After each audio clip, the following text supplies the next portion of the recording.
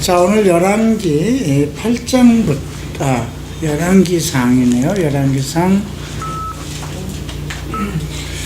오늘 열왕기상 5장부터 8장까지 함께 공부하도록 하겠습니다. 솔로몬의 성전 건축과 관련된 것입니다. 5장에서는 성전 건축의 준비에 관한 것이 기록되어 있고요. 6장에서는 성전 건축 과정에 대해서 기록되어 있습니다. 또 7장은 솔로몬의 궁전과 성전 기물 제작에 대해서 기록이 되어 있고요. 8장에서는 이제 하나님께서 약속하신 대로 그 약속하신 말씀을 이루기 위해서 솔로몬의 성전이 봉헌되고 또 솔로몬이 하나님에게 봉헌기도 드리는 내용들이 기록되어 있죠.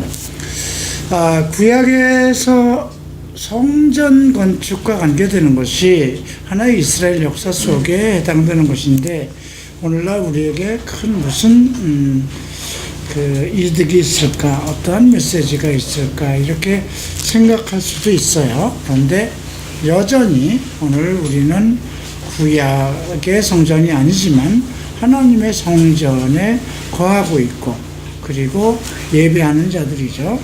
성전은 하나님께 예배드리기 위한 처소입니다. 그래서 구약에서의 개념은 하나님께서 거하시는 곳, 우리를 만나주시는 곳, 그렇게 이해가 되고요. 지금은 하나님의 몸, 우리는 그의 지체, 그런 개념을 갖습니다. 신약에서의 성전이라는 개념은 둘이죠. 우리가 함께 예배드릴 수 있는, 성도들이 함께 예배드리는 처소, 또 하나는 내 몸이죠.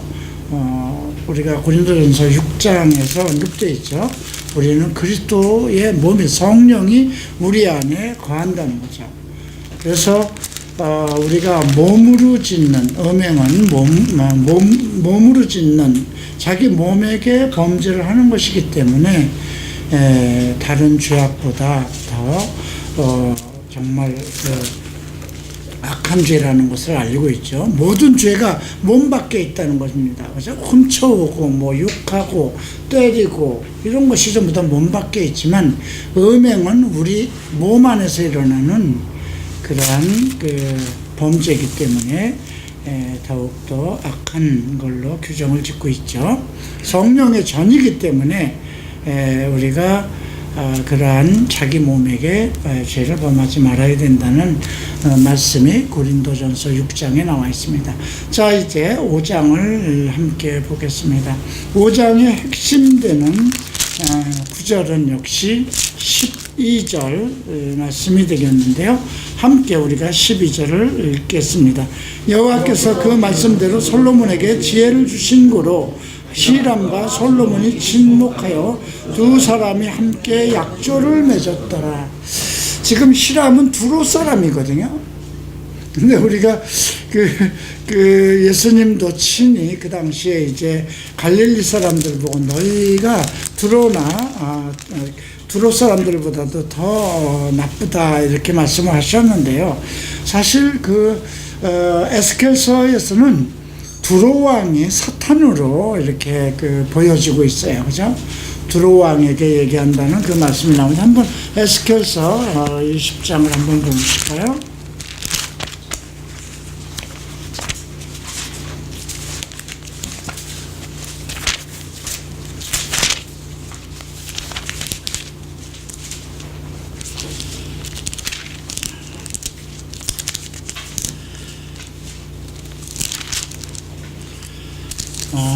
에스겔서 20장인가?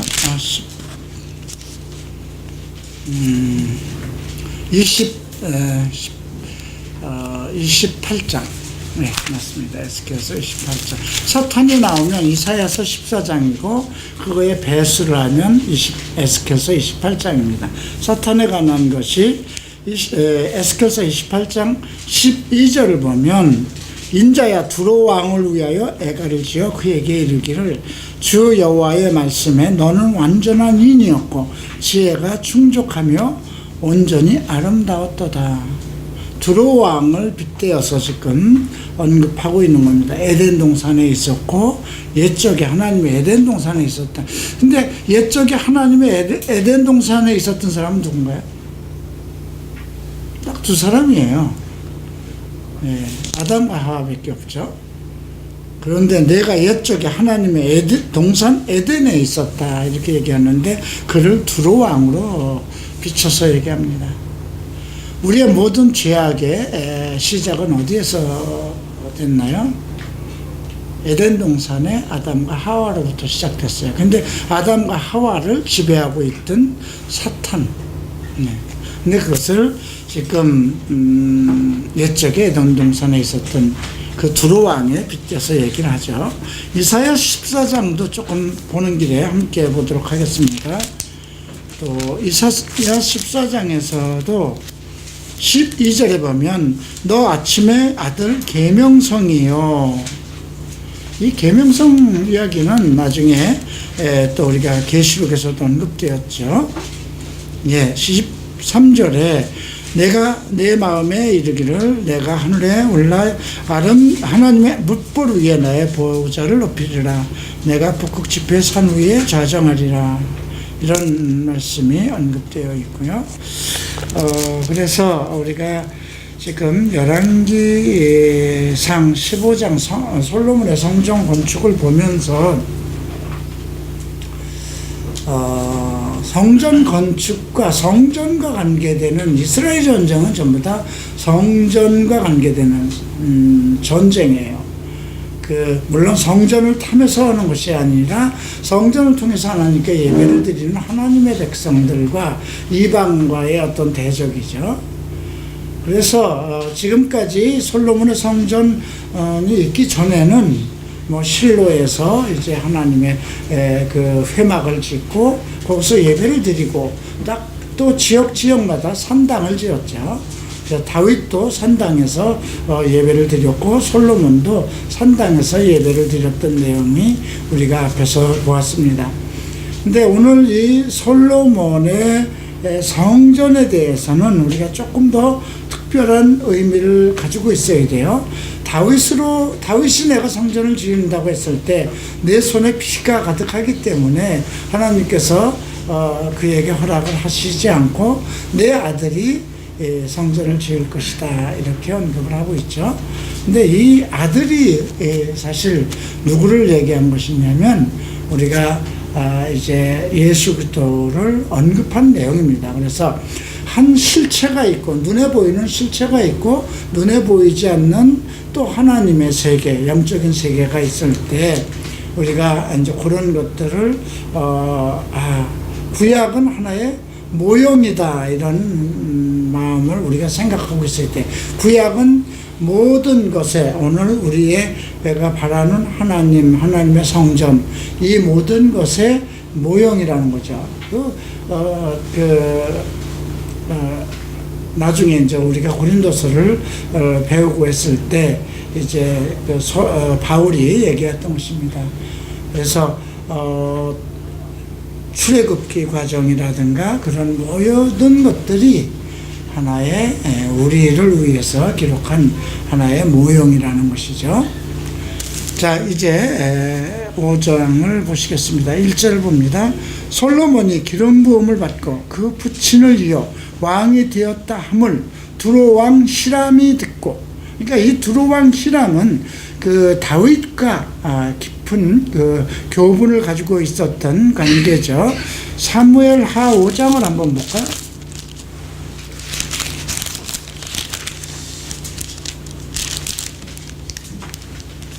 11절에 보면 두로 왕 히람이 다윗에게 사자들과 백향목과 목수와 속수를 보내매 저희가 다윗을 위하여 집을 지으니, 다윗 집도 지었어. 다윗 성도 지은 거예요. 그죠? 그러니까 이만큼 그 다윗과 두로 왕과는 교분을 가지고 있었다는 것입니다. 그래서 이제 그 두로 왕이 신복을 솔로몬에게 보내서 히람이 평일에 다윗을 사랑하였다. 여기서 평일이라는 것은 처음부터 변함없이, 그러니까 다윗과 다윗과 교분을 가지고 있었던 그 이후부터 평범하게 매일매일 일상 속에서 다윗을 사랑했다는 것이죠. 솔로몬이 히람에게 기발하여 가로되 당신도 알거니와 내 부친 다윗이 사방의 전쟁으로 인하여 그 하나님 여호와의 이름을 위하여 전을 건축하지 못하고 여호와께서 그 원수들을 그 발바닥 밑에 두시기를 기다렸나이다. 이제 내 하나님 여호와께서 내게 사방의 태평을 주심에 대적도 없고 재앙도 없도다. 여호와께서 내 부친에게 하신 말씀에 내가 너를 이어 내 위에 오르게 할 내 아들 그가 내 이름을 위하여 전을 건축하리라 하신 대로 내가 내 하나님의 여호와의 이름을 위하여 전을 건축하려 하오니 당신은 영을 내려 나를 위하여 레바논에서 목향목을 베어 내게 하소서. 백향목을 베어내게 하소서. 나와 당신과 당신의 종이 함께 할 것이요 또 내가 당신의 모든 말씀대로 당신의 종의 삭슬 당신에게 붙이리이다. 당신도 알거니와 우리 중에는 시돈 사람처럼 벌목을 잘하는 자가 없나이다. 시돈과 두로 그 시돈왕 두로왕 그 전부터 해변가에 있었던 나라고요. 아마 특별한 그 재능들이 있었던 것 같습니다. 그런데 나중에 이 두로와 시돈이 정말 하나님 앞에 교만해져서 이제 그들에게 어떤 영들이 임했는지 교만해져서 그들을 이제 저주한 내용들이 예언서에 나와 있죠.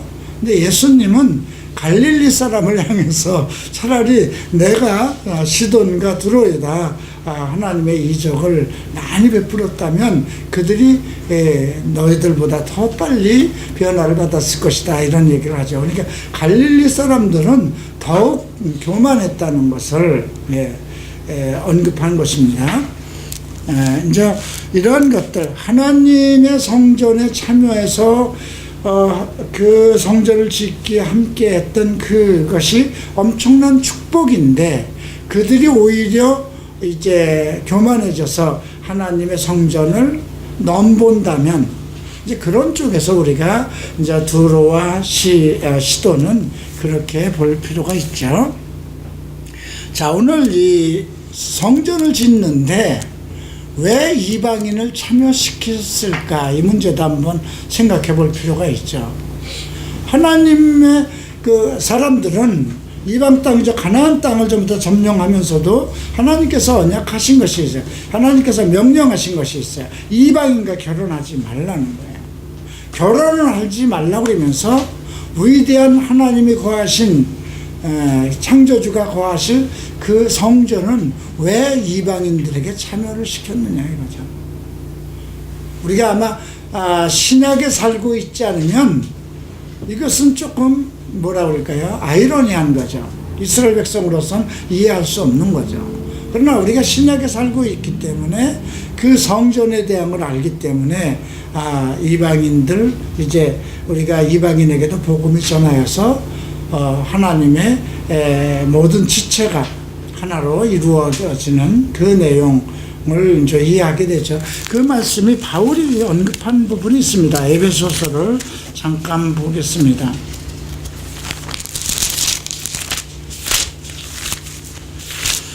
에베소서 2장이죠. 11절에 이렇게 기록되어 있습니다. 그러므로 생각하라. 너희는 그때의 육체로 이방인이요 손으로 육체에 행한 할례당이라 칭하는 자들에게 무할례당이라 칭함을 받은 자들이라. 너희는 이방인이라는 거죠. 그때 너희는 그리스도 밖에 있었고 예수와 관계없었다는 거죠. 이스라엘 나라 밖의 사람이라 약속의 언약들에 대하여 외인이요 세상에 소망도 없고 소망이 없고 하나님도 없던 자이더니 이제는 전에 멀리 있던 너희가 그리스도 예수 안에서 그리스도의 피로 가까워졌느니라. 그는 우리의 화평이신지라 둘로 하나를 만드사 중간에 막힌 담을 허시고 원수된 것 의문에 속한 계명의 율법을 자기 육체로 폐하셨으니 이는 이 둘이 자기 안에서 한 사사람을 지어 화평하게 하시고 이 둘이 그러니까 이스라엘 사람과 이방인 둘이 자기 안에서 한 세 사람이라고 그랬어요. 그죠? 좀 이해하기가 쉽지 않지만 어쨌든 십자가로 그 율법이라는 것 때문에 이방인하고 하나가 될 수 없었는데 율법을 자기의 육체로 폐하시고 이방과 이스라엘을 모두 하나의 세 사람 그리스도인이 되게 하셨다는 거죠. 십자가로 이 둘을 한 몸으로 하나님이 화목하게 하려 하심이라. 원수된 것을 십자가로 소멸하시고 또 오셔서 먼 데 있는 너희에게 평안을 전하고 가까이 데 있는 자들에게 평안을 전하였으니 이는 저로 말미암아 우리 둘이 한 성전 안에서 아버지께 나아감을 얻게 하려 함이십니다. 이러한 우리가 하나님 예수께서 오신 것은 원래 택한 이스라엘 백성만 하나님의 사람이었는데 그래서 그들은 율법이 있었고 예배가 있었지만 우리 이방인들에겐 그런 은혜가 없었다는 거죠. 그러나 하나님께서 예수 그리스도께서 자기 몸을 깨뜨려서 그 율법으로 이룰 수 없는 의인들을 이루기 위해서 그래 이스라엘과 이제 이방인이 하나가 돼서 이 하나가 된 세 사람으로 하나님께 나아가기 위해서 그 내용을 기록한 것입니다. 그래서 우리가 성전의 의미는 이제 신약의 예수 그리스도로 말미암아 이스라엘 백성이든 이방이든 이 땅에 있는 모든 자들이 십자가로 말미암아 하나가 돼서 주께 나아가기 위한 그것이 그 자체가 성전이라는 것을 이해하고 오늘 이 솔로몬이 지은 이제 성전을 살펴볼 필요가 있겠습니다. 자, 이제 7절 보면 히람이 솔로몬의 말을 듣고 크게 기뻐하여 가로되 오늘날 여호와를 찬양할지로다. 저가 다윗에게 지혜로운 아들을 주사 그 많은 백성을 다스리게 하셨도다. 하나님을 찬양하네요. 하나님을 믿지 않던 사람들도 이렇게 복음의 전도를 들으면 그들이 모두 하나님을 찬양할 수 있다는 것을 우리가 이런 걸 통해서 알 수가 있고요. 자, 그리고 이제 솔로몬에게 기별하여 당신의 기별하신 말씀을 내가 듣고 내 백향목 제목과 잣나무 제목에 대하여는 당신이 바라는 대로 하겠다. 레바논에서 바다로 수운하겠고 이제 바다를 통해서 그 레바논 백향목이라는 것은 그 성전의 그 내부를 짓기에 너무나 그러니까 최고의 그 제목이었거든요. 자, 그래서 그것을 바다로 수운을 통해서 보낼 테니 당신은 나의 그 사람들을 위해서 그걸 받고 그 다음에 그것에 일을 하는 사람들 나의 궁전 즉 들어가 사는 그 백성들을 위해선 식물을 달라 이렇게 요청을 합니다. 12절 봅니다. 여호와께서 그 말씀대로 솔로몬에게 지혜를 주신 거로 히람과 솔로몬이 침묵하여 두 사람이 함께 약조를 맺고 자 역군의 수가 3만이라고 그랬어요. 이제 솔로몬이 이스라엘에서 성전 지을 사람 지금 얘기하면 노동자들이죠. 일꾼들을 3만이 모였고요. 저희들을 한 달에 1만씩 번갈아 가면서 레바논으로 보내서 한 달은 레바논에 있고 두 달은 집에 있고 참 지혜로운 거죠. 그죠? 예. 그렇게 그러니까 레바논에 가 있는 사람은 항상 가 있는 거 3만이니까 3교대를 해서 두 달은 집에서 충분히 쉬게 하고 한 달은 레바논에 가서 일을 할 수 있도록 거기에 최고의 책임자 아도니람을 감독이 되게 하였고요. 담군을 7만을 두었으면 담군은 짐 나르는 사람들입니다. 짐꾼이에요.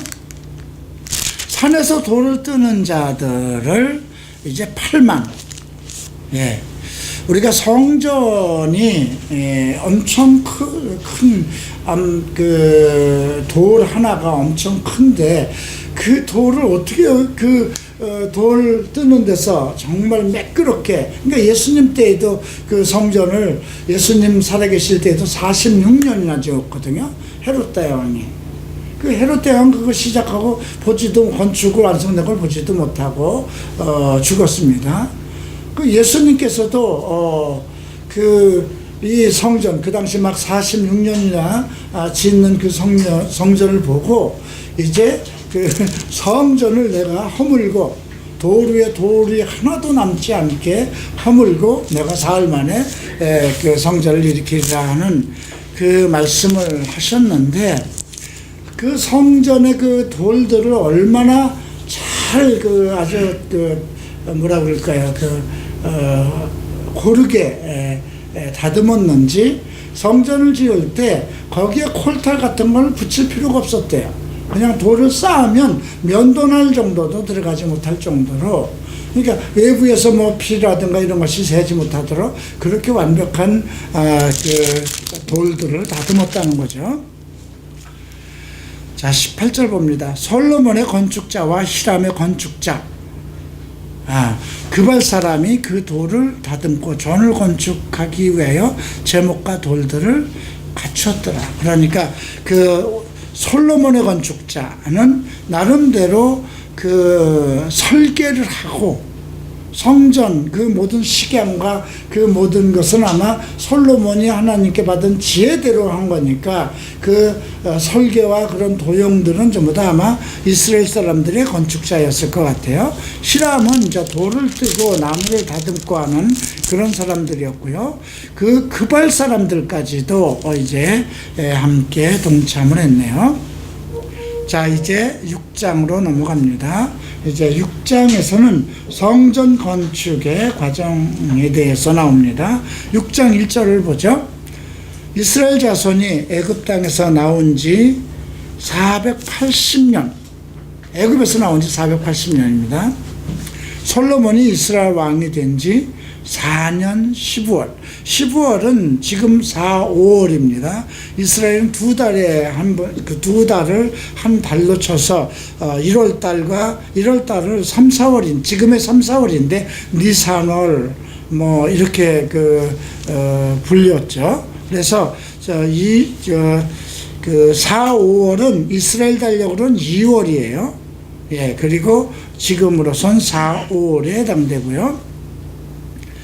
2월에 여기 나왔네요. 15월 곧 2월에 솔로몬이 여호와를 위하여 전 건축하기를 시작했다. 솔로몬이 왕이 된 나이가 몇 살이었나요? 기억해요? 20살입니다. 20살에 왕이 됐어요. 그리고 3년 동안 성전을 지을 준비를 열심히 하고 4년이 될 때에 성전을 졌어요. 여러분 한번 생각해 보세요. 24살에 그 정말 이스라엘의 그 아름다운 성전을 지을 수 있을까? 왕이 돼서 정말 이방인 왕들과 함께 나누고 3천 자문을 얘기하고 아프리카에 있는 시바 여왕까지 올 수 있는 그런 지혜를 가지고 있었다는 거죠. 그러니까 나이와는 관계가 없지 않을까 그렇게 생각이 됩니다. 하나님께서 지혜를 주신다면 나이와는 관계가 없지 않을까 생각이 되고요. 자, 2절 솔로몬 왕이 여호와를 위하여 건축한 전은 장이 69빛, 한 규빗이 45.5 정도라고 합니다. 그러니까 한 뼘이 한 규빗이에요. 예, 그런데 장이 60규빗, 광이 20규빗, 고가 30규빗이면 길이가 그러니까 27m, 넓이가 9m, 그 다음에 높이가 13.7m 그렇게 된다고 지금 이제 요즘에 그 도량으로 바꾸면 그렇게 된다고 하죠. 자, 그리고 4절에 보면 전을 위하여 붙박이 교창, 이거는 환기창이 아닐까 싶습니다. 성전을 그렇게 지어놓으면 이렇게 또 환기가 돼야 되기 때문에 교창까지 내었고요. 또 5절 보면 전의 벽, 곧 성소의 지성소의 벽에 연결하여 돌아가며 다락들을 성전 사방으로 다락을 만든 거예요. 다락마다 돌아가며 골방들, 골방은 제사장들이 거하는 곳입니다. 성전 다락은 뭘까요? 성전에서 쓰는 모든 기물들을 두는 거죠. 한번 이런 양식으로 성전을 지으면 얼마나 재밌을까 싶어요. 대한민국에 엄청난 성전들, 대단한 성전들이 있잖아요. 그죠? 뭐 여의도 순복음교회, 여기 또 뭐 최근에 지은 사랑의 교회, 겉으로 보기는 아름다운데 왜 이런 건 생각 못 해볼까요? 이 크기대로 짓기가 쉽지 않다면 좀 축소해서라도 이 똑같은 모형으로, 이 모형이 어디에서 더 상세하게 나오냐면 에스겔서에서 나와요. 에스겔 성전. 예, 그래서 돌아가면서 골방 1층, 2층, 3층에는 어떻게 하고 올라가면서 성전의 넓이는 어떻고 그런 것들이 있거든요. 자, 이제 즉 나머지는 밑으로 다락의 광도 나오고요. 또 8절에 보면 중층에 골방문이 나오네요. 그죠? 하층 중층을 만들고 중층에서 3층으로 1층, 2층, 3층인 거예요. 그죠? 1층에서 2층으로, 2층에서 3층으로 오르게 그렇게 마치고요. 9절에는 전에 건축을 마쳤고 그 전은 백향목 석가래와 널판으로 모두 백향목이라는 가장 좋은 나무로 내부를 졌고, 자 11절 봅니다. 여호와의 말씀이 솔로몬에게 임하여 가라사대 내가 이제 이 전을 건축하니 내가 만일 내 법도를 따르며 내 율례를 행하며 나의 모든 계명을 지켜 그대로 행하면 내가 네 아비 다윗에게 한 말을 내게 확실히 이룰 것이요. 그 말이 무엇이었나요? 다윗에게 한 말이 무엇이에요? 그 왕위가 끊어지지 않게 한다는 거예요. 대대로 자자손손. 예. 내가 또한 이스라엘 자손 가운데 거하며 내 백성 이스라엘을 버리지 아니하리라. 예, 이렇게 하나님께서 솔로몬에게 약속을 합니다. 그러니까 정말 힘써서 솔로몬 전을 지었지만 더 중요한 건 뭐라는 거예요? 하드웨어가 아니고 소프트웨어라는 거예요. 하나님의 규례와 명령과 율법을 지키는 것. 그죠? 성전이 아름다운 노래요. 지금 아무리 아름다운 성전이 지었다면 뭐합니까? 여러분 미국에 한번 가보시면 갈보리 채플에 아름다운 성전이 없어요. 코스타메사도 지금 뭐 50여 년 전에 있는 그 성전 그대로요. 거기에 뭐 따로 이렇게 개축을 하든가 다시 지은 것도 없어요. 한쪽에 좀 별관으로 로고스 하우스라고, 그건 이제 갈보리 채플 성경대학교를 운영하기 위한 것이 있고요. 갈보리 채플 본성전이 있고 그 한쪽 옆에 이제 중고등학교 학생들, 그 안에 다 있어요. 중고등학교까지. 그리고 성전 단층입니다. 미국은요 땅이 넓으니까 높게 올릴 필요가 없는 거예요. 그죠? 우리나라처럼 땅이 좁으니까 자꾸 높이 올리는데 단층이에요. 참 들어가 있으면 편안하죠. 사방에 문이 있고. 지금은 조금 현대식으로 그 성전 그 단상 있는 쪽을 최고의 조명과 뭐 이런 걸로 바꿨어요. 석스미스 목사님 때에는 아무것도 없었어요. 단상에 뭐 천정도 길반 일반 이런 조명밖에 없었고요. 단상에 딱 올라가 보면 그냥 목조로 만든, 나무로 만든 이 단상 하나만 딱 있었어요. 아무것도 없었어요. 그 단상 뒤에 비둘기, 큰 비둘기 벽에 하나 걸려 있고. 근데 원래 내추럴한 거지 아름답잖아요. 그죠? 자, 하나님께서는 이제 솔로몬에게 다시 약속을 합니다. 그죠?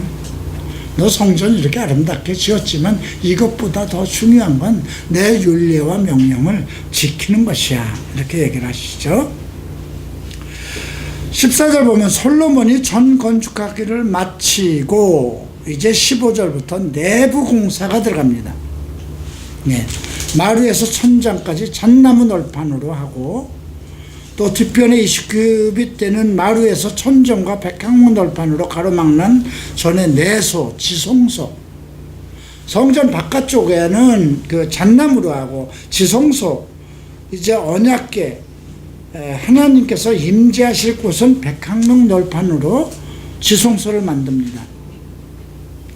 내소 안에 있는 외소 못 성소의 장이 40규빗이며 전 안에 입힌 백향목에는 박과 핀 꽃을 아루새겼으며 모두 백향목이라 돌이 보이지 아니하였다 합니다. 그러니까 어떤 돌이나 이런 것이 전혀 안 보이고, 자 19절 여호와의 언약궤를 두기 위한 내 전 안에 내소를 예비하였다고 기록되어 있습니다. 이제 내소에 대한 이제 지성전에 대한 크기를 언급하는데 20절에 보면 내소의 속이 장이 20규빗이요. 20규빗이면 90m 정도인가요? 광이 20규빗이요. 예, 정사각이네요. 고가 20규빗. 그러면 정육면체라고 그럴까? 적사면체라고 그러나? 이걸 어떻게 하나? 정금으로 입혔고 백향목 단으로 입혔더라. 정금으로 전부 다 싼 겁니다. 솔로몬이 정금으로 외소 안에 입히고 내소의 앞에 금사슬을 건너지르고 내소를 금으로 입히고 자 이걸 참 보세요. 외소 안에 금으로 입히고 그 다음에 내소를 또 그 안에도 금으로 입혔어요. 온 전으로 금으로 입히기를 마치고 내소에 속한 단의 전부를 금으로 입혔더라. 얼마나 될까요, 이 금이? 나중에 우리가 이제 티토 그 헤롯이 리모델링한 예수님 당시에 있었던 그 성전, 그건 스룹바벨이 지은 거거든요. 그 스룹바벨이 지은 것이 너무 오래돼서 낡고 뭐 여러 가지 전쟁을 겪어서 다시 리모델링할 그런 계획을 그런 필요가 있어서 또 헤롯은 또 건축에 조예가 있고 또 유대인들에게 호감을 얻기 위해서 성전을 지어주죠. 60년에 걸려서 성전을 짓고 예수님 당시는 46년이었어요. 그런데 예수님 돌아가신 후에 이제 주 70년 후에 티토 장군, 로마의 티토 장군이 이제 예루살렘을 이제 몰락시킵니다. 완전히 예루살렘을 초토화시키는데, 그래도 티토 장군은 예루살렘 성전을 회파하지 말라고 명을 했대요. 근데 로마 군사들이 술이 취해서 잘못해서 불이 난 거예요. 그래서 그 안에 있었던 금이 전부 다 녹아서 돌과 돌 사이에 삐져나온 거예요. 그럼 어떻겠어요? 그 로마 군사들이 다 달라붙어서 창끝으로 뭐 칼끝으로 해서 그 금을 파내려고. 그래서 돌 위에 돌 하나도 남지 아니하리라고 예수께서 하신 말씀이 그렇게 자연스럽게 해서 결국 그 성취가 된 거죠. 사람들이 드러낸 것이 아니라 금을 전부 다 파내기 위해서 행했다는 것이죠. 자, 그런데 이 처음 지은 그 안에도 그 지성소 안에 그러한 언약궤와 관련된 그 내소를 온 금으로 입혔죠. 자, 그리고 23절 내소, 이건 지금 지성소에 있는 언약궤를 두는 곳이에요. 19절에 그 언약궤라고 그랬잖아요. 언약궤를 두기 위한 내소, 그 언약궤를 두기 위한 지성소입니다. 자, 23절을 보면 내소 안에 감람목으로 두 그룹을 만들었는데, 이게 두 감람나무라는 것이 이제 우리가 계시록 11장에서 나와요. 그죠? 하나님의 두 감람나무. 예. 그 이제 적그리스도 때에 임해서 그들이 죽임을 당하고 사흘 만에 생기가 들어와서 다시 부활하는 그 내용이 계시록의 그 11장에서 나오죠. 그때 이미 뭐가 돼 있었어요? 적그리스도가 성전을 다시 지어줘요. 그러니까 지금 성전에 이스라엘 가면 성전이 없어요. 예. 오바사원이 있죠. 이슬람이 가지고 있는. 그래서 이스라엘 백성들은 성전 짓는 것이 꿈인데 거기에 지금 이방인의 뜰이라고 하는 그 지역에 이슬람 성전이 있는 거예요. 그러니까 이게 뭐 어떻게 할 수가 없는 거예요. 그걸 건드리다간 세계적인 지금 이슬람을 누가 건드려요? 전 세계에 지금 이슬람 세력들이 있는데 그거 못 건드리잖아요. 그죠? 아무리 돈이 많고 정말 이스라엘 성전을 짓는 것을 소망으로 가지고 있는 유대인들도 어쩔 수가 없는 거예요. 근데 적그리스도가 나타나서 그걸 해결하는 거예요. 예. 그래서 적그리스도 때에 3년 반 후에 이스라엘과 언약을 맺고 성소를 지어요. 그리고 이제 기름 부음을 받은 감람나무 둘이 이제 또 두 사람이 나타나는 그런 내용들이 나오죠. 그러니까 이 구약의 내용들을 이렇게 보면 뭔가 우리가 신약에서 예수 그리스도의 그 모형들이 성전하면 예수 그리스도와 직결된 일이라고 생각하면 돼요.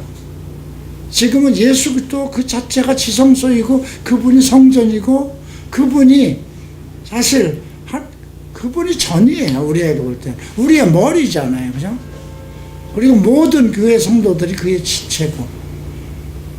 예. 두 그룹을 만들었고 또 한 그룹의 이 날개는 5규빗이고 저 날개도 5규빗이고, 예, 이렇게 그룹 천사 둘을 만들죠. 자, 그런데 28절을 보면 금으로 그룹을 입혔다고 그랬어요. 그러니까 서로 날개를 펴고 그룹 둘이 마주 이렇게 보고 있습니다. 그것이 언약궤 위에 던져 놓는 건데 이제 거길 씌운 자라고 그래요. 그래서 하나님이 백성들과 만날 때 성전에 임하실 때 그 위에 임한다 그러죠. 근데 그 모든 것을 금으로 입혔다는 것입니다. 30절 보면 전 마루에는 금으로 입혔고요. 근데 무슨 금이 이렇게 많았을까요? 지금 전 세계에 있는 금을 다 모은다고 해도 이거 할 수 있을는지, 그죠? 예. 그 엄청난 금들이 다 어디로 갔을까요? 지진 속으로 해서 땅으로 다시 들어갔을는지. 한국은 금이 안 나죠? 나나? 금 안 나죠? 그런 성전 짓기는 틀렸어요, 그죠? 자, 31절 감람목으로 만든 그 두 문짝에 그룹과 종려와 핀꽃 아루새기고 이렇게 그 모든 것을 성전 문, 외소문 모든 것을 완벽하게 이런 지혜를 하나님께서 설계하도록 그런 지혜를 주셨겠죠. 이제 37절을 보겠습니다. 제4년 15월에 제4년 15월이면 15월이 무슨 언제인가? 15월, 제4년 15월이면 2월 달이네요. 2월에 시작해서 2월 달에 끝나네요. 15월에 여호와의 전 기초, 15월에 처음 제4년 다윗이 왕이 된 지 제4년 15월, 이게 3, 4월이고 유대력으로는 2월에 여호와의 전 기초를 쌓았고 제11년 9월이라고 그랬어요. 곧 8월이네요. 그 설계와 시간대로 전이 다 피력되었으니 솔로몬이 전을 건축한 동안이 7년 걸렸어. 7년에 걸렸어. 어마어마한 거죠. 근데 지금 짓는다고 그래도 7년에 못할 것 같아요. 현대 장비가 그렇게 있다 하더라도 그마다 문마다 뭐 아로 새기고 그걸 다 금으로 입히고 어떻게 그 돌들을 떠서 채석장에서 거기까지 와야 되고 못할 것 같아요. 그죠? 7년 내 하나님의 성전을 건축했습니다. 자, 7장을 이제 보시겠습니다. 7장은 솔로몬의 궁전이 완성됐으니까 그 안에 들어가는 기물들을 제작하는 거죠. 1절 봅니다. 솔로몬이 자기 궁을 13년 동안 건축하고, 참 고약한 사람 아니에요? 하나님의 성전은 7년 동안 짓고, 7의 숫자예요. 그죠? 하나님의 숫자예요. 근데 자기의 궁을 지은 건 몇 년이에요? 13년. 사탄의 숫자예요. 그죠? 예, 13년 동안 건축하여 그 전부를 준공하니라. 하나님 집보다 더 크잖아요. 예, 그 엄청난 궁녀들을, 자기 부인들, 후궁들을 다 3천이라고 했어요, 여러분. 1000명이라고 그랬나? 그 솔로몬의 그 후궁들이 1000명이라고 그랬죠, 성경에 나온 거는. 1000명을 두려면 어떻게 해야 될까요? 집 하나씩 다 있어야 되잖아요, 그죠? 거기 내관들과 시녀들까지 있으려면 서울시 하나 다 가져야 되지 않을까 싶네.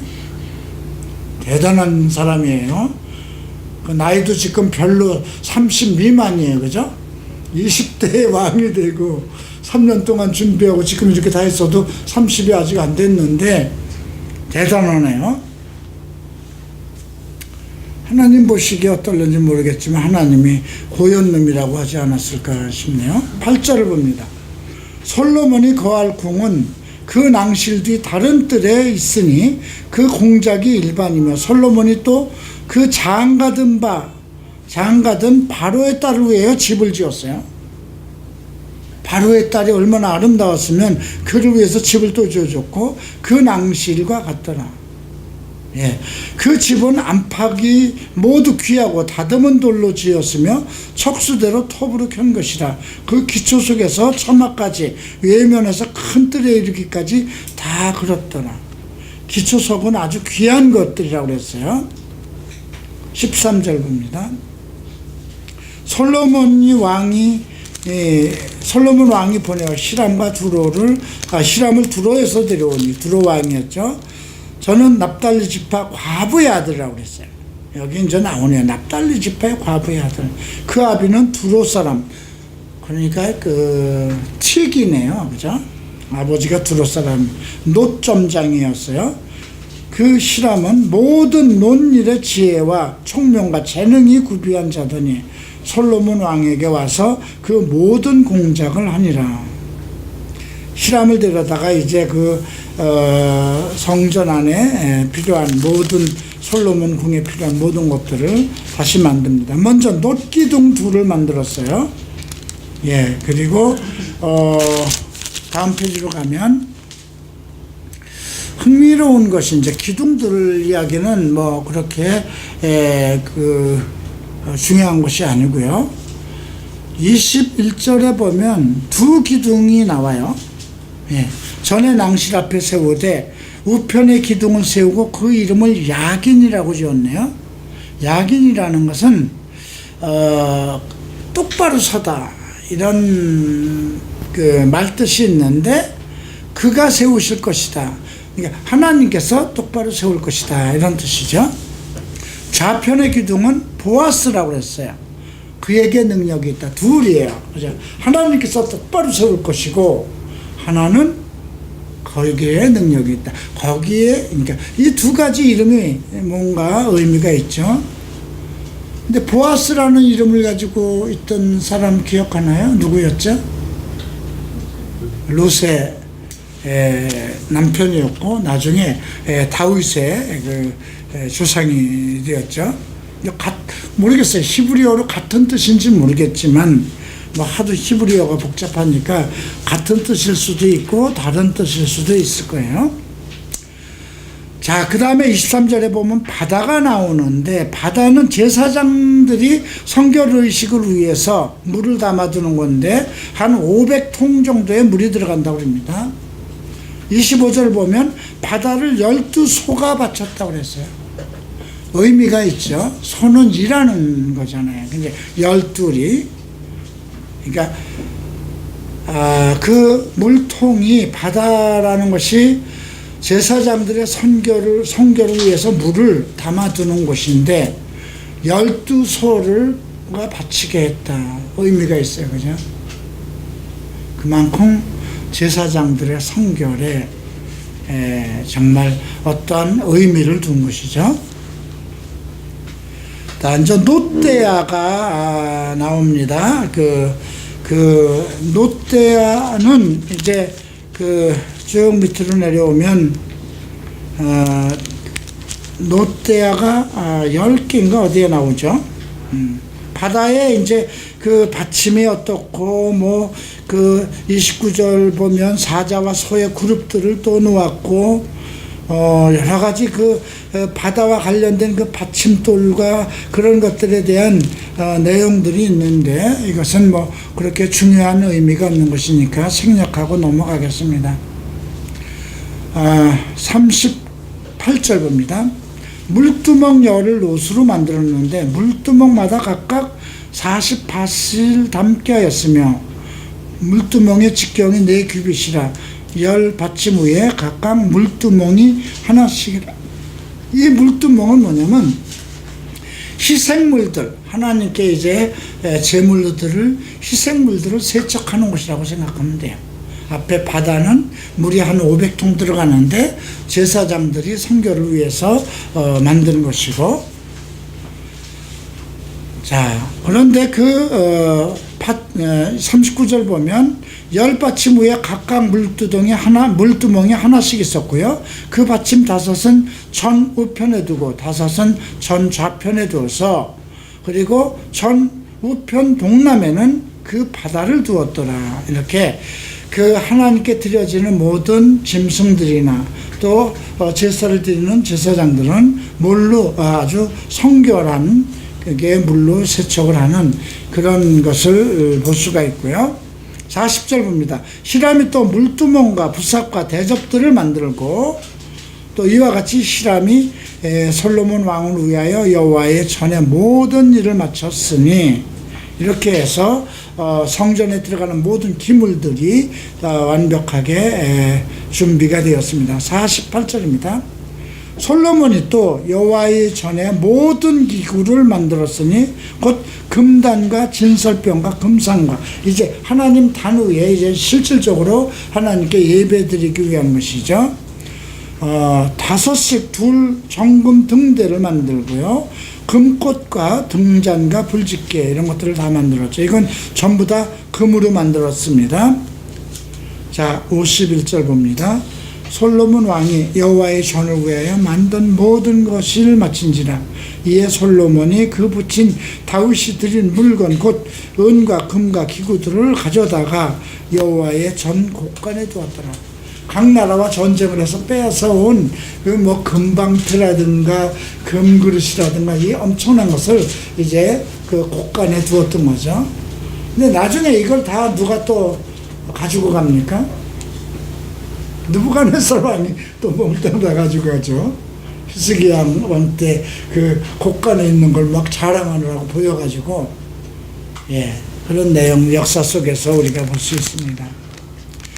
자, 이제 8장은 매우 중요합니다. 지금까지 나온 건 하드웨어에 관련된 것이고, 그 하드웨어들이 관련된 곳곳에 우리가 이제 그리스도의 날에 필요한 부분, 제사장은 무엇이 중요하고, 그 다음에 그 앞에 두 기둥을 세웠는데 하나는 야긴과 하나는 보아스더라. 우리가 하나님 앞에 설 때는 똑바로 내 영이 바로 서야 될 것이고요. 또 하나는 하나님의 능력을 가지고 서야 된다는 그런 것들을 이렇게 생각할 수가 있고요. 중요한 건 이제 봉헌식입니다. 솔로몬이 하나님 앞에 성전을 어떻게 드리는가. 자, 이것은 마지막 절인가요? 56절을 함께 읽겠습니다. 여호와를 찬송할지로다. 저가 무릇 허하신 대로 그 백성 이스라엘에게 태평을 주셨으니 그 종 모세를 빙자하여 무릇 허하신 그 선한 말씀이 하나도 이루지 않음이 없도다. 솔로몬이 이제 하나님 앞에 모세에게 명한 것, 모세를 통해서 하신 모든 것이, 그 선한 것이 솔로몬 때에 다 이루었다는 것입니다. 자, 이제 1장부터 보죠. 1장부터 21절까지는 하나님의 솔로몬이 지은 성전을 봉헌하는 것입니다. 그래서 1절부터 11절까지가 봉헌 준비에 대해서 나와 있고요. 21절까지 모든 내용은 성전 봉헌과 관계되는 말씀입니다. 22절부터 26절까지가 이제 솔로몬이 하나님 단 앞에서 이제 봉헌 기도를 하는 겁니다. 하나님 받아주시옵소서 하고 봉헌 기도를 하는 거죠. 27절부터 53절까지는 하나님께 기원하는 거야. 내가 원하는 것들. 예. 그게 53절까지 기록되어 있고요. 54절부터 66절까지 백성을 향한 솔로몬의 축복이 기록되어 있습니다. 그러니까 나름대로 이 지금 솔로몬이 하나님께 봉헌을 하면서 기록되어 있는 모든 내용들은 지금도 우리가 마음에 둘 어떤 그런 의미가 있다는 것을 갖고 이 부분을 살펴보도록 하겠습니다. 1절을 보시겠습니다. 이에 솔로몬이 여호와의 언약궤를 다윗성 곧 시온으로 메어 올리고자 하여 이스라엘 장로와 모든 지파의 모든 이스라엘 자손의 족장들을 예루살렘 자기에게로 소집하니.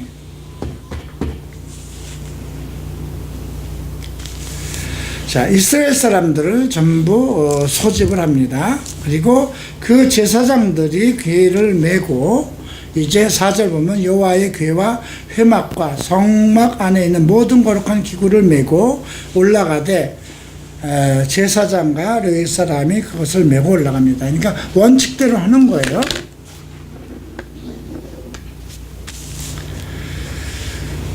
자, 5절 보겠습니다.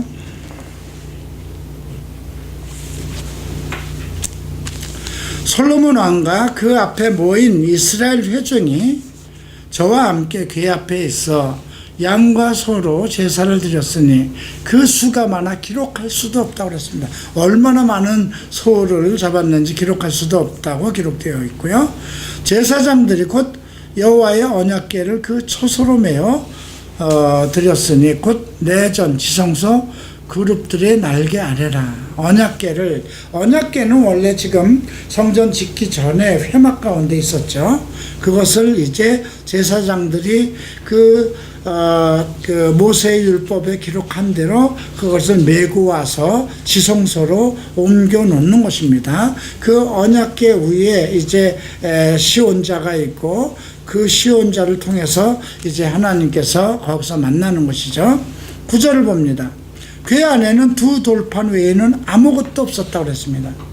이것은 이스라엘 자손이 애굽 땅에서 나온 후 여호와께서 저희 언약을 세울 때에 모세가 호렙에서 그 안에 넣은 것이다. 근데 우리가 전에는 뭐가 있었어야 돼요? 여기 뭐가 있어야죠? 만나 항아리가 있어야 돼요. 또 아론의 쌍난 지팡이가 있었어야 돼요. 그러니까 두 돌판과 그 만나 지팡이와 그 만나 항아리와 아론의 쌍난 지팡이가 있었는데 그것은 지금 없네. 두 돌판 외에는 아무것도 없었다. 그 돌판만 하나님이 쓰신 것이잖아요, 그죠? 근데 왜 그 만나 항아리와 그 아론의 쌍난 지팡이는 없었을까요? 사실 하나님의 말씀이 중요하죠. 나머지들은 이스라엘 백성들 속에서 그 광야에서 40년 동안 만나를 먹고 지냈던 것을 기념하기 위해서 한 것이고요. 또 아론의 쌍난 지팡이는 이제 그 제사장들 사이에 레위 지파에서 분쟁이 일어날 때 누가 하나님의 세운 사람인가를 그것을 완전히 정하기 위해서 아론의 쌍난 지팡이 그것을 넣었던 거잖아요.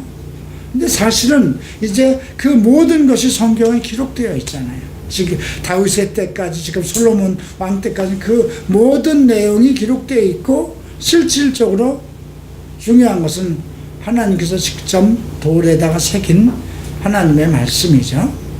예. 자, 10장 10절 봅니다. 제사장이 성소에서 나올 때에 구름이 여호와의 전에 가득하였다 그럽니다. 제사장이 그 구름을 인하여 능히 서서 섬기지 못하였으니 이는 여호와의 영광이 여호와의 전에 가득함이라. 이것은 그 성전을 하나님께서 친히 받으셨다는 거죠. 자, 그때 솔로몬이 서서 여호와 앞에서 여호와께서 캄캄한 데 계시겠다 말씀하셨사오나 내가 참으로 주를 위하여 계실전을 건축하였사오니 주께서 영원히 거하실 서서로이다. 하나님께서는 원래 나 성전 필요 없다, 나는 컴컴한 게 있겠다 이렇게 하셨지만 이제 내가 성전을 건축하였으니 영원토록 계실 것입니다 이렇게 얘기를 하죠. 15절 봅니다. 왕이 가로되 이스라엘 하나님 여호와를 송축할지로다. 여호와께서 그 입으로 나의 붙인 다윗에게 말씀하신 것을 이제 그 손으로 이루셨도다. 성전 건축을 누가 하였다고 합니까? 실제로는 자기가 그 두로 왕을 데려다가 같이 그것을 했음에도 불구하고 여호와께서 하신 것이라 이렇게 모든 영광을 하나님께 돌리죠. 내가 내 백성 이스라엘을 애굽에서 인도하여 낸 날부터 내 이름을 둘 만한 집을 건축하기 위하여 이스라엘 모든 지파 가운데서 아무 성읍도 택하지 아니하고 다만 다윗을 택하여 내 백성 이스라엘을 다스리게 하였노라 하신지라. 내 붙인 다윗이 이스라엘 하나님 여호와의 이름을 위하여 전을 건축할 마음이 있었더니 여호와께서 내 붙인에게 이르시되 내가 내 이름을 위하여 전을 건축할 마음이 있으니 이 마음이 내게 있는 것이 좋도다. 성전을 지을 마음을 가지고 있다는 것, 지금은 뭘까요? 교회를 개척할 마음을 가지고 있다는 것, 그죠? 네, 그 다윗이 성전을 건축할 마음을 가지고 있는 것을 하나님께서 좋게 여겼다는 겁니다. 그러나 너는 그 전을 건축하지 못할 것이요 내 몸에서 나을 내 아들 즉 솔로몬이죠. 그가 내 이름을 위하여 전을 건축하라 할 것인데 사실 다윗의 씨라고 얘기를 하면 솔로몬을 얘기하는 것이 아니고 예수 그리스도를 얘기하는 거예요. 네. 이제 여호와께서 말씀하신 대로 이루시도다. 내가 여호와의 하신 대로 내붙인 다윗을 대신하여 일어나서 이스라엘 위에 앉고 이스라엘 하나님 여호와의 이름을 위하여 전을 건축하고 내가 또 그곳에 우리 열조를 애굽 땅에서 인도하여 내실 때에 저와 세우신 바 여호와의 언약 넣은 궤를 위하여 한 초소를 설치하였노라. 언약을 하나님의 그 십계명이죠. 그것을 넣은 한 초소를 설치하는 지성소를 얘기한 것입니다. 솔로몬이 여호와의 단 앞에서 이스라엘 회중을 마주서서 하늘을 향하여 손을 펴고 이제 하나님을 송축하는 일입니다. 그 앞에서 얘기한 거는 그 성전을 지어야 할 이유, 성전을 짓기까지에 있었던 과정을 설명한 거고요. 이제 22절부터는 하나님 앞에 손을 들어서 송축하는 것입니다. 이스라엘 하나님 여호와여 상천하지에 주와 같은 신이 없나이다. 그분이 신인 것을 먼저 고백하고요. 주께서 온 마음으로 주의 앞에 행하는 종들에게 언약을 지키시고 은혜를 베푸십니다. 이 말은 하나님을 섬기는 주의 종들에게는 은혜와 언약을 지키시고 은혜를 베푸신다는 거죠. 주께서 주의 종 내 아비 다윗에게 허하신 말씀을 지키사 주의 입으로 말씀하신 것을 손으로 이루심이 오늘날과 같나이다. 이스라엘 하나님 여호와여 주께서 주의 종 내 아비 다윗에게 말씀하시기를 내 자손이 자기 길을 삼가서 내게 내 앞에 행한 것 같이 내 앞에서 행하기를 하면 내게서 쫓아나서 이스라엘 위에 앉을 사람이 내 앞에 끊어지지 아니하리라 하셨사오니 이제 다윗을 위하여 그 하신 말씀을 지키시옵소서. 내 아버지에게 약속하신 것을 나에게 다시 그대로 이행해 달라는 것입니다. 그런즉 이스라엘 하나님이여 원컨대 주는 주의 종이 내 아비 다윗에게 하신 말씀을 확실하게 하옵소서. 그 약속은 솔로몬에게 한 것은 아니거든요. 다윗에게 한 것이거든요. 그러니까 내 아버지에게 약속하신 것 내게도 그들에게 확실하게 해달라 이렇게 기도를 합니다. 하나님이 참으로 땅에 거하시리까 하늘과 하늘들의 하늘이라도 주를 용납지 못하겠거든 하물며 내가 건축한 이 전입니까? 이 성전이 지금 내가 사람의 손으로 지은 전에 하나님이 거할 수 있겠습니까? 하늘과 하늘의 전, 그러니까 하늘에 그렇게 하나님께서 베푸신 전이라도 하나님이 거하시기가 그렇게 쉽지 않은 것인데 하물며 사람의 손, 자기 손으로 지은 이 전에 계시겠습니까? 그러나 나의 하나님 여호와여 종의 기도와 간구를 돌아보고 종이 오늘날 주 앞에서 부르짖음과 비는 기도를 들어주시옵소서. 주께서 전에 말씀하시기를 내 이름이 거기 있으리라 하신 곳에 이 전을 향하여 주의 눈이 주야로 보시오며, 주께서 거기 계시겠다는 거 어딥니까? 언약궤 위에거든요. 그래서 주의 눈이 주야로 보옵시고 이곳을 향하여 비는 기도를, 이 하나님이 임재하신 곳을 향하여 하나님께서 보고 계신 이 전을 향하여 기도하는 기도를 들어달라는 거죠. 종과 종의 백성 이스라엘이 이곳을 향하여 기도할 때에 주는 그 간구함을 들으시고 주의 계신 곳 하늘에서 들으시고 들으사 사하여 주옵소서. 이 말은 뭐냐면요, 하나님의 백성들, 나와 우리 모든 백성들은 혹시 죄를 짓더라도 하나님은 하늘에 계셔서 그걸 들으시고, 우리의 모든 이스라엘 백성들이 이 전을 향하여 기도할 때 하나님은 하늘에서 들으시고 그 백성들의 범죄함을 용서해달라는 것입니다.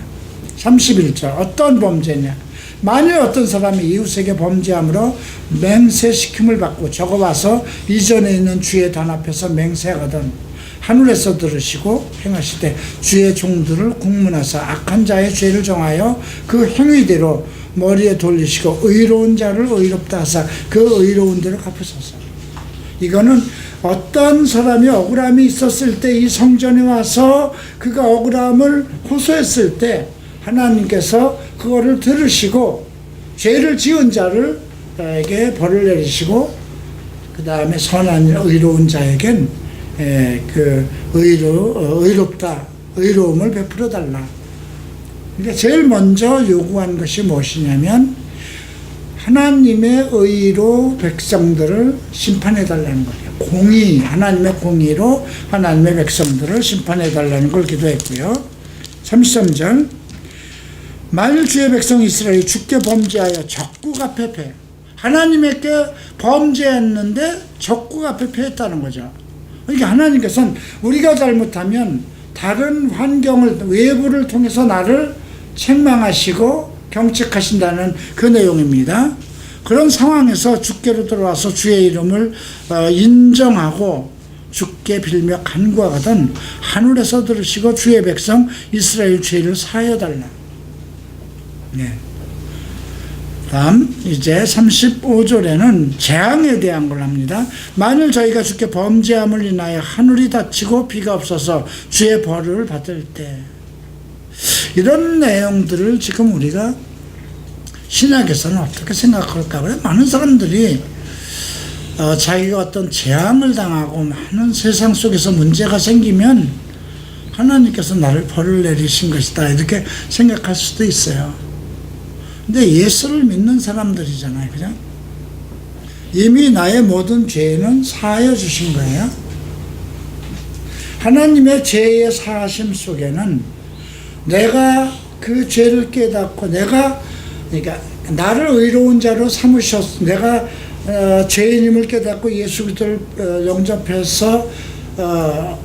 영접했을 때 나는 하나님의 의인의 상태로 이미 봉헌된 거예요. 과거의 나의 죄를 묻지 않으십니다. 그런데 계속해서 죄를 범하시면 어떡할까요?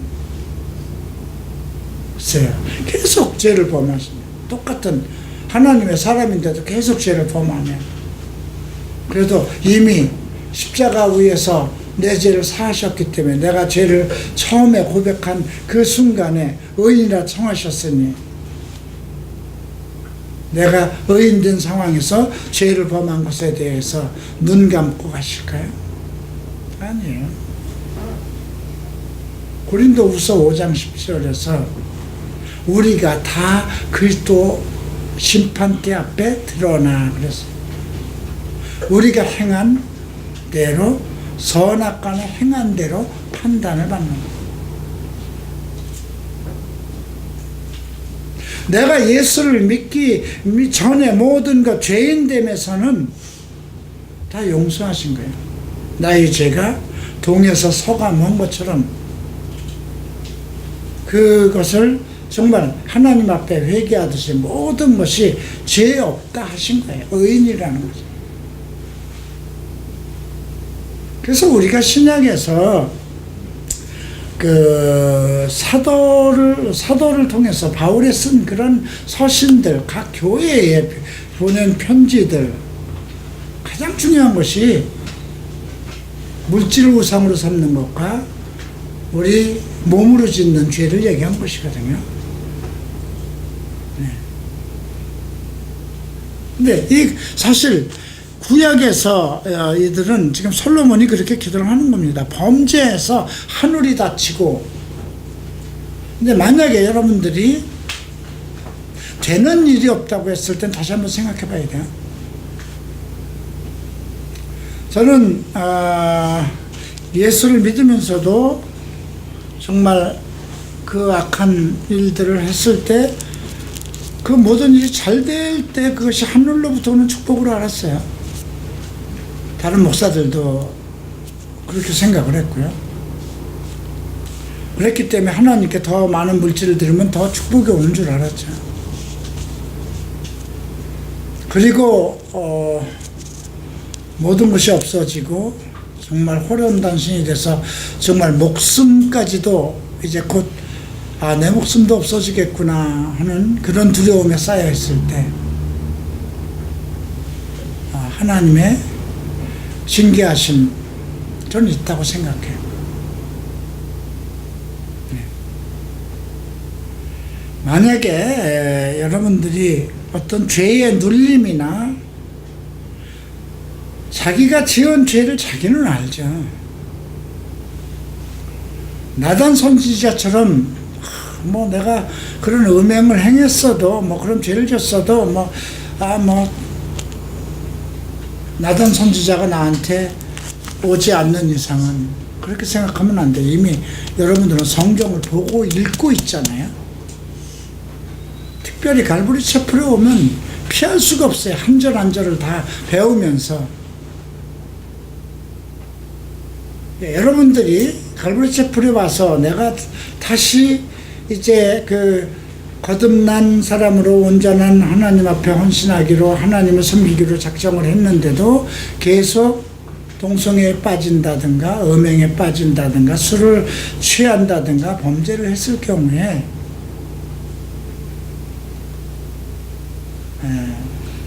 하나님은 아직 참으실지 모르겠어요.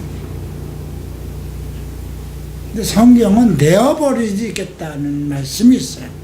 로마서에 너 정욕대로 살면 정욕대로 내어버려 둘 거야. 그죠? 두 번째, 동성애 짓을 하면 어떻게 한다고 그랬어요? 부끄러우면 내어버려 둬서 성경의 모든 말씀을 제 멋대로 해석하고 거짓을 진리를 바꾸고 부끄러움 속에 내버려둬서 그것이 부끄러운지 모르고 행하겠다는 거죠. 근데 그 다음 단계가 뭐예요? 그 마음에 하나님을 상실하는 마음속에서 하나님을 상실하게 만든다는 거죠. 하나님이라는 존재를 의식하지 못하게 만든다. 그래서 살인을 하고 무자비한 상황까지 내버려 둔다는 거예요. 근데 그들이 하나님을 알만한 것이 하나님께서 알게 하셨고 그들 속에 하나님을 알만한 것이 있다는 거죠. 구약은 아직 예수가 오시지 않았을 때예요.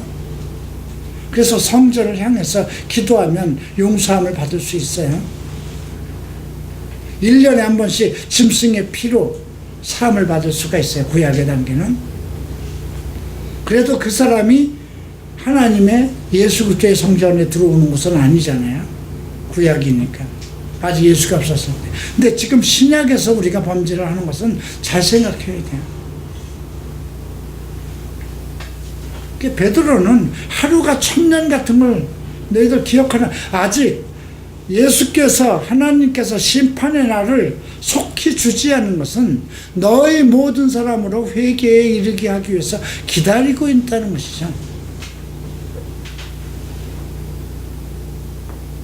여러분들의 죄인은 반드시 다 회개하고 가야 돼요. 그런데 어저께 했는데 오늘 또 한 것, 회개만 하면 해결되는구나. 그죠? 그런 마음을 가진 사람에게는 아마 회개할 기회를 안 주실 거라고 저는 생각해요. 그럼 고약한 놈이잖아요. 그죠? 회개만 하면 내 죄를 용서하신다니까 오늘 즐기고 내가 필요할 때 즐기고 또 그런다면. 그죠? 근데 히브리서에는 회개할 기회를 안 주시겠다 그랬어요. 하나님의 진리를 체험하고 성령을 체험한 자들이 범죄하면 회개할 기회를 안 주시겠다. 무서운 말씀이에요. 신약이 더 무서운 거예요. 그러면서도 그 모든 죄에서 이기고 정말 피를 흘리기까지 싸워서라도 그 모든 죄에서 이기고 예수 그리스도 앞에 그리스도의 형상으로 나타난 자들에게는 구약에 우리가 지금 마지막 선지자 세례 요한보다도 더 큰 자라고 그러잖아요. 우리가 성경 말씀에 대해서 조금 더 깊이 생각하는 이 모든 말씀은 나의 정결함이에요. 그렇죠? 아까 하나님 앞에 드려지는 것들을 위해서 그 바다라는 건 12소가 떠받쳐 있고 그 바다를 만들어서 하나님 앞에 제사 드리는 사람들의 성결함, 또 하나님 앞에 제사 드려지는 모든 생축들을 위해서 물두멍을 만들어서 정결하게 씻어서 들어가게 합니다. 이런 내용들. 그래서 저주함, 하늘이 닫히는 저주함이 있을 때라도 그들이 이곳에 와서 주의 이름을 인정하고 죄에서 떠나면 하늘에서 들어달라. 37절에서 기록하죠. 36절 보세요. 주는 하늘에서 들어서 주의 종들과 주의 백성 이스라엘의 죄를 사하여 주시고 그 마땅히 행한 선한 길을 가르쳐 주시고 죄를 사하시고 마땅히 선한 것을 가르쳐 주시고 주의 백성에게 기업으로 주신 이 땅에 비를 내리시옵소서. 저주를 풀어달라는 거죠. 37절 기근과 온역에 가는 건 메뚜기나 황충이가 나서 그리고 외국 사람들이 와서 성읍을 에워싸서 무슨 재앙이나 질병이 있으면 그들이 자기 마음의 재앙을 깨닫고 이절을 향하여 손을 펴고 무슨 기도나 무슨 간구를 하거든 주는 계신 것 하늘에서 들으시고 사유하시며, 사유라는 건 깊게 지은 죄의 허물에 대해서 깊게 용서할 마음을 가지고 생각하시며 각 사람의 마음을 아시오니 그 모든 행위들을 행하사 갚으소서. 주만 홀로 인생의 마음을 아십니다. 이건 마음으로 진정으로 하나님께 회개하는 심령들을 받아달라는 거죠. 그래야면 저희가 주께서 우리 열조에게 주신 땅에서 사는 동안 항상 주를 섬길 것입니다. 이렇게 하나님께 다윗은 자기의 부와 어떤 그런 것을 요구하지 않고 하나님께서 그들을 판단하시고 공의로 판단하시고 이들이 뭐 어떤 상황에서든지 회개하고 돌아오면 받아달라는 기도를 합니다. 또 이제 41절부터는 이방인, 이스라엘에 속하지 않은 사람이라도 이방인들이라도 이전을 향하여 기도하면 그들도 받아달라는 것이죠. 44절에는 적국과 전쟁이 있었을 때, 그래서 싸울 때에 이제 우리가 성전에 나와서 기도하면 기도를 들으시고 돌아보아 달라고 기도하고 있고요. 46절에는 범죄치 아니한 사람은 없사오니, 그렇죠? 모든 사람이 죄인이니까 저희가 주께 범죄함으로 주께서 저희에게 진노하사 저희를 적국에게 붙이시고 적국이 저희를 사로잡아 원근을 물러나고 적국 땅에서 끌어간 후에 저희가 사로잡힌 땅에서 스스로 깨닫고 범죄하여 패역을 향하여 악을 지었다 하면 하나님께서는 그들이 이제 하나님의 성전을 향해서 기도하거든 저희의 기도를 들어주시고 범죄한 백성을 용서하시고 주께 범한 그 모든 허물을 사하시고 저희를 사로잡아간 자의 앞에서 저희를 불쌍히 여기면 얻게 하사 그 사람들로 저희를 불쌍히 여기게 하소서. 그러니까 나중에 느부갓네살 왕에게 다 사로잡혀 갔을 때 이스라엘 백성들에게 성경이 있었잖아요. 구약이 있었잖아요. 솔로몬의 기도문이 있었잖아요. 그래서 아마 그들이 기도하지 않았을까 싶습니다. 자, 51절. 저희는 주께서 철풀무 같은 애굽에서 인도하여 내신 주의 백성, 주의 산업이 됩니다.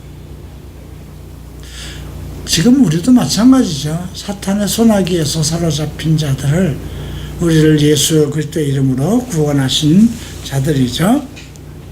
그래서 53절에 주 여호와여 주께서 우리 조상을 애굽에서 인도하여 내실 때 주의 종 모세로 말씀하신 것 같이 주께서 세상 만민 가운데서 저희를 구별하여 주의 산업을 삼으셨습니다. 한번 출애굽기 19장을 볼까요?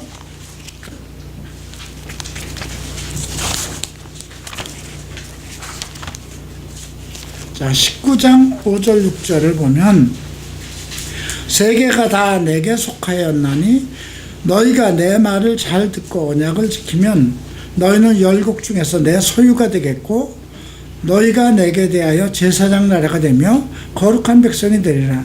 너는 이 말을 이스라엘 자손에게 오갈지어다. 온 세상이 다 하나님께 속했는데 너희가 내 말을 듣고 지키면 그 모든 세상 속에서 너희를 내 백성으로 삼고 제사장 국가로 삼겠다는 거죠. 이스라엘 백성은 대단한 민족이에요. 그것을 놓고 지금 솔로몬이 하나님께 기도를 하는 것입니다. 54절 솔로몬이 무릎을 꿇고 손을 펴서 하늘을 향하여 이 기도와 간구로 여호와께 아뢰기를 마치고 여호와의 단에서 일어나서 큰 소리로 온 회중을 축복합니다. 이제 하나님 앞에 기도하는 건 전부 뭐예요? 내 백성이 어디에 있든지 범죄하거든. 그래서 그 범죄로 인해서 재앙을 당하든지 포로가 되든지 또 이방인이라도 이스라엘 백성에게 돌아와서 그들이 하나님의 전을 향해서 기도하면 애굽에서 이스라엘 백성을 구해내신, 그리고 하나님이 이스라엘 백성을 그 만 열방 중에서 특별한 그 하나님의 백성으로 삼으신 그 약속을 때로 그들을 용서하시고 은혜를 베풀어 달라는 거죠. 주의 산업, 이스라엘 백성은 주의 산업이라는 거예요. 주의 기업이라는 거예요.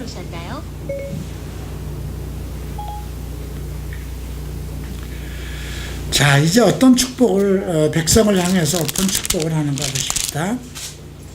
56절 먼저 여호와를 찬송하라고 합니다. 무릇 저가 허하신 대로 이스라엘 백성에게 태평을 주셨으니 그 종 모세를 빙자하여 무릇 허하신 그 선한 말씀이 하나도 이루지 않음이 없도다. 우리도 마찬가지입니다. 항상 기도할 때 주 여호와 하나님을 찬송해야 되고요. 성경에 기록된 대로 그 성경에 기록된 것이 내게도 그대로 이루어질 것이다. 주께서 나에게 말씀을 통해서 약속하신 것은 그대로 이행될 것입니다. 주께서는 예수 그리스도로 말미암아 내게 평안을 주셨으니 그 평안이 내게 임할 것입니다. 이런 말씀대로 우리가 그대로 기도를 해야 되겠죠. 우리 하나님 여호와께서 우리 열조와 함께 계시던 것 같이 우리와 함께 계시옵고 우리를 떠나지 마옵시며, 떠나지만 먼저는 평안을 그 다음 선한 말씀이 이루어 달라고 기도하고 우리와 함께 해달라고, 떠나지 말라고 기도합니다. 우리의 마음을 자기에게로 향하여 그 모든 길을 행하게 하옵시고, 이게 중요하죠. 내 마음을 하나님께 한다는 것이 말로 주님하고 부르기는 쉬워요. 그러나 내 마음이 하나님을 향하는 것은 하나님께서 허락하지 않으면 내 마음을 받아주는 게, 범죄한 마음을 받아주시지 않는 거죠. 내 마음이 하나님이 받아주신다는 건 항상 선하고 깨끗한 마음으로, 정결한 마음으로 주를 향할 때 하나님이 받아주시는 거거든요. 네. 그 모든 길로 행하게 하옵시며 우리 열조에게 명하신 계명과 법도와 율례를 지키게 하시기를. 내 마음이 하나님께 향하고 율법을 지키게 해달라는 거죠. 여호와 앞에 나의 간구한 이 말씀을 주야로 우리 하나님 여호와께 가까이 있게 하옵시며, 또 주의 종의 일과 주의 백성 이스라엘 일을 날마다 당하는 대로 돌아보사 이에 세상 만민에게서 여호와께서만 하나님이시고 그 외에 없는 줄을 알게 하시기를 원하노라. 이스라엘 백성들이 늘 하나님의 말씀 속에 거하고 모든 영광을 하나님께 돌림으로 인해서 하나님의 은혜와 평안이 이스라엘 백성 속에 가득한 것이 세상 사람들로 보게 하셔서 하나님께서 오직 모든 이 세상에 오직 하나님만이 여호와인 것을 알게 해달라, 그렇게 기도한 것입니다. 자, 61절 봅니다. 그런즉 너희 마음을 얘기합니다. 우리 하나님 여호와와 화합하여. 다윗이 하나님과 마음을 합한 자라고 그랬어요. 완전케 하여 오늘날 같이 그 법도를 행하며 그 계명을 지킬지어다. 말은 이렇게 하고 기도는 이렇게 했는데 솔로몬이 배반하죠. 그죠? 여호와의 산당에서 제사를 지내고 결국 적그리스도의 모양처럼 바뀌는 내용들이 뒤에 나오죠. 이에 왕과 함께한 이스라엘이 다 여호와 앞에 희생을 드립니다. 자, 소가 하나님 앞에 드린 소가 22,000이요, 양이 12만이라 엄청 드렸네요. 자, 65절 보겠습니다. 그때 솔로몬이 7일 합 14일을 우리 하나님 여호와 앞에 절기로 드렸는데 하맛 어귀에서 애굽 하수까지의 온 이스라엘의 큰 회중이 모여 저와 함께 하였더니 제8일에 솔로몬이 백성을 돌려보내며 백성이 왕을 위하여 축복하고 백성이 왕을 위하여 축복하고 자기 장목으로 돌아갔는데 여호와께서 그 종 다윗과 그 백성 이스라엘에게 베푸신 모든 은혜를 인하여 기뻐하며 마음에서 즐거워했더라. 66절에도 보면 그들이 마음으로 즐거워했고요. 또 다윗은 61절에서도 마음을 여호와 합한 자가 되기를 원하고 있고요. 또 58절에서도 우리의 마음이 여호와께 향하기를. 나라는 존재는 내 마음입니다. 모든 죄가 내 마음에서 나옵니다. 예수님께서도 우리가 먹고 그런 걸로 인해서 죄가 들어오는 것이 아니라 우리의 입으로 나오는 것은 모두 행함이나 이런 것은 다 내 마음에서 나온다는 거죠. 음행과 살인과 간음과 이 모든 것이 내 마음에서 나온다는 거죠. 마음을 정결케 하고 마음을 여호와 합하게 하시고 성경에 나오는 모든 기록과 율례를 지키고 나라는 존재, 내 마음이 온전히 하나님과 합한 자가 되라는 그런 기도를 합니다. 자, 이렇게 해서 오늘 솔로몬이 성전을 다 짓고 하나님 앞에 봉헌한 내용까지 우리가 함께 공부했습니다. 이제 9장부터는 뭐 그렇게 중요한 내용은 아니지만 이제 앞으로 한 3번 정도를 해서 열왕기상 22장까지 마치겠습니다. 기도하고 마치겠습니다. 존귀하신 주님 감사합니다.